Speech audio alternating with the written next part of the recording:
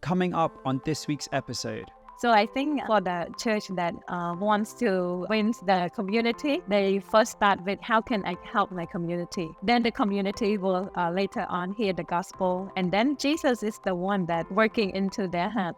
Hello and welcome to the Transformation Podcast with Metamorphic. My name is Jordan and I'll be your host as we interview team members and special guests to be inspired and empowered to bring transformation wherever we are.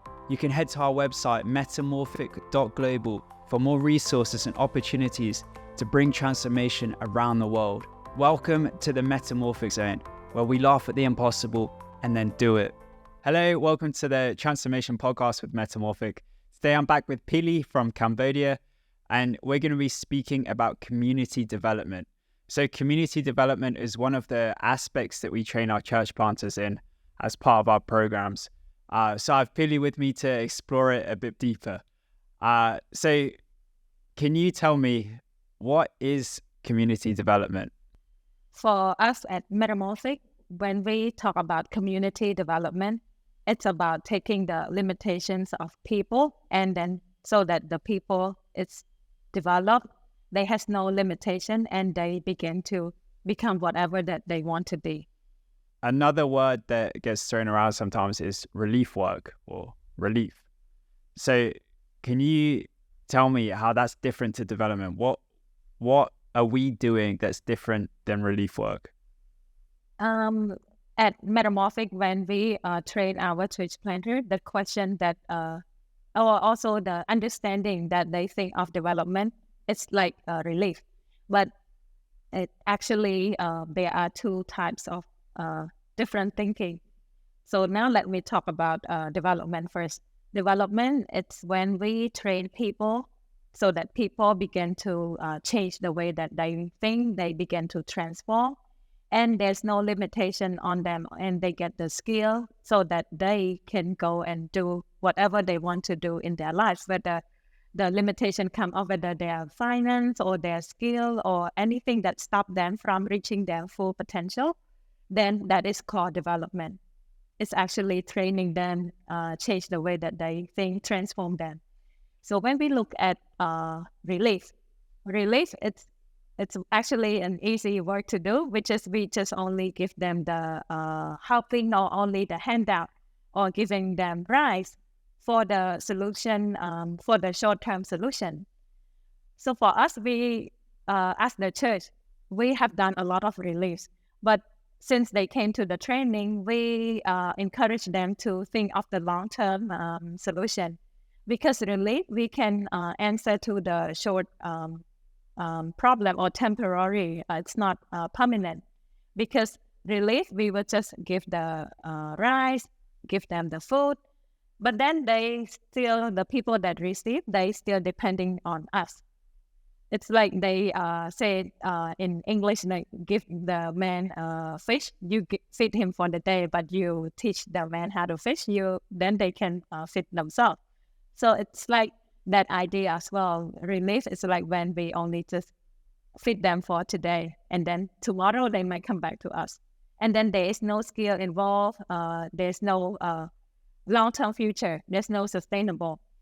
But when we talk about development, it has a lot of work to do. It has planning, it has training. So we actually develop the people so that without us, they still can stand on their feet. They still can be sustained with whatever that they are doing in the community. Yeah, so we talk about transformation at Metamorphic, and we plant churches, and community development's part of that. So can you tell me what transformation you've seen through the community development work through Metamorphic? Through my time with Metamorphic, I have worked with a lot of church planters. And in the church planting program, we encourage the church planter to come up with the community development plan, which is a community action plan. What can the church contribute to the community? When we talk about the church, that means the church and the community, they link back together. So community are part of the church. And the church planter will come up with something that they can do in the community. For example, if they are good in agriculture, how can they put the agriculture skill into their communities? How can they train their community to know more about agriculture, to doing better with agriculture? And for the church planters that got the skill of teaching children with education, then they will put their skill into the community by providing the teaching to the children, providing the open like after school program for the children in the community. So in this way, they can come up with any kind of project, but it's about develop the people. We focus on the people in the community. So I have seen many great stories like from the church planter when they go back transform, because they first develop themselves and then they go back. They want to develop their community by training them, teaching them the skill, whatever that they are lack of or they have limit, then they try to help them with that, training them. And it requires time, effort, a lot of like visitation and also training them. And church planter, one of the church planter that we have trained, he has the agriculture skill. But before he had the agriculture skill, he was transformed by, he developed himself.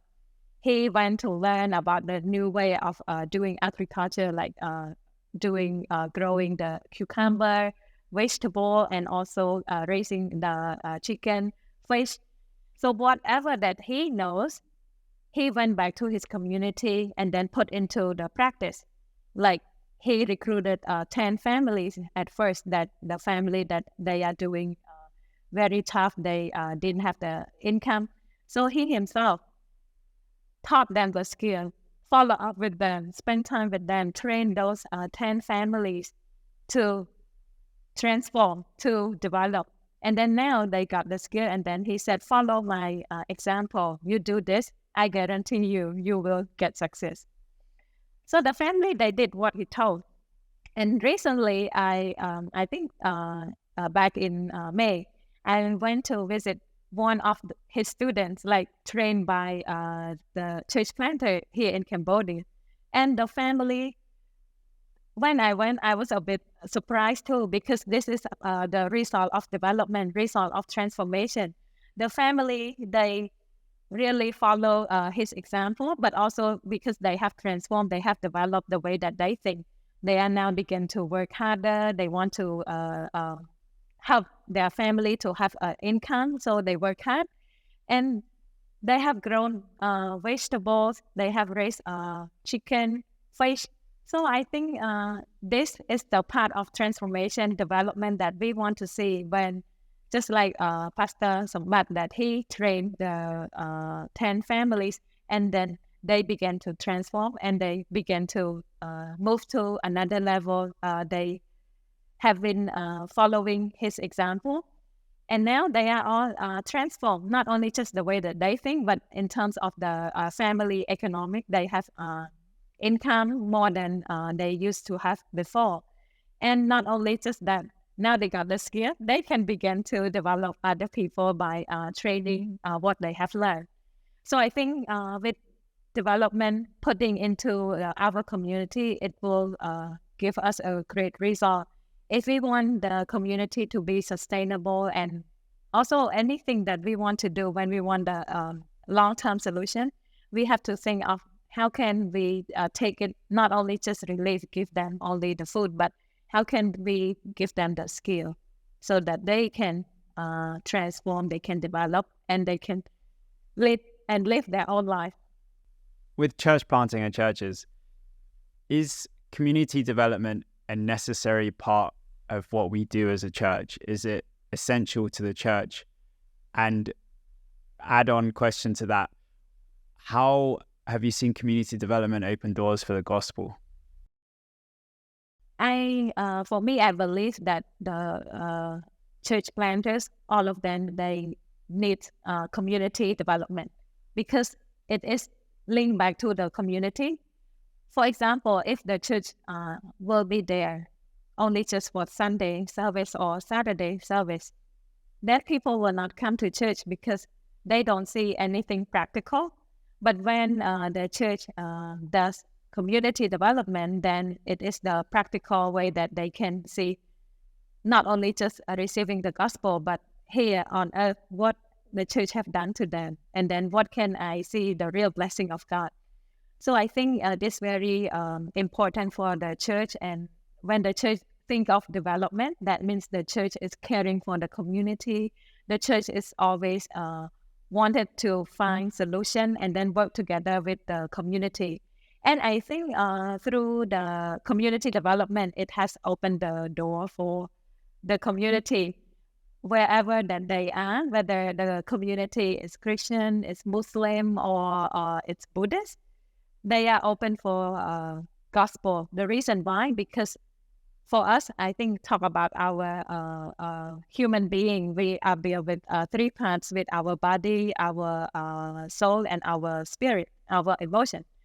So with the church, when we think about community development, we're not only just answering their physical needs, but it's also the church will bring back to their spiritual needs as well, where we caring for our physical needs, emotional, and then the church also care for their spiritual. So this putting the community action plan into the community will help the community see that Christian is actually do care for me.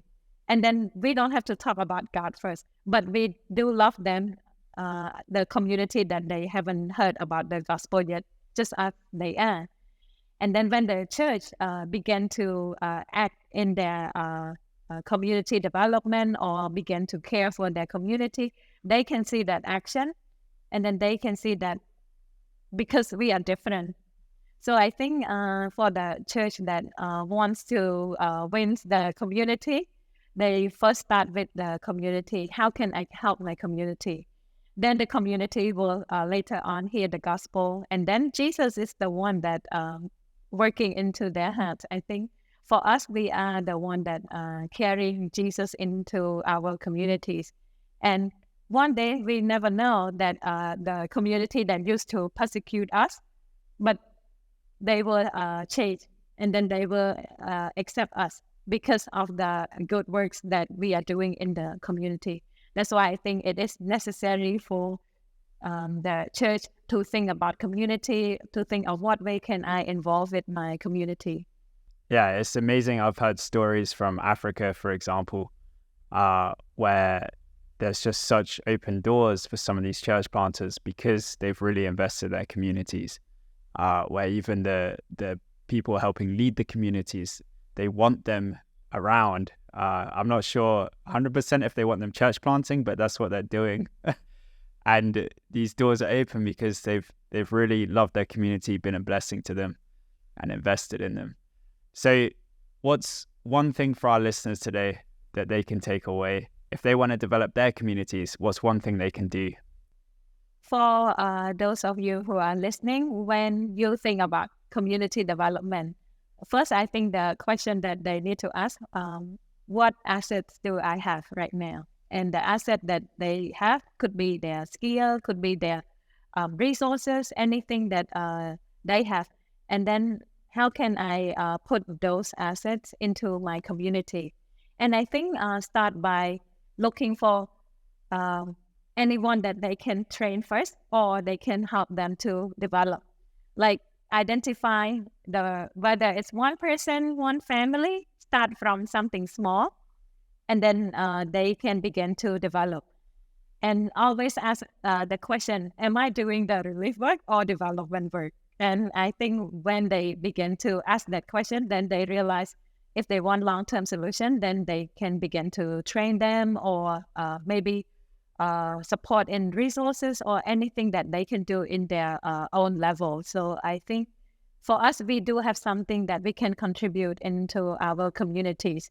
And I encourage you that you can do something, start from something that you have, and don't wait until you have a lot, but start with what you have right now, and the community is there, and then we can begin to work with our communities. That's great. Phealy, thank you so much for being on the podcast today. Thank you, Jordan. Thank you for listening to this episode of the Transformation Podcast with Metamorphic.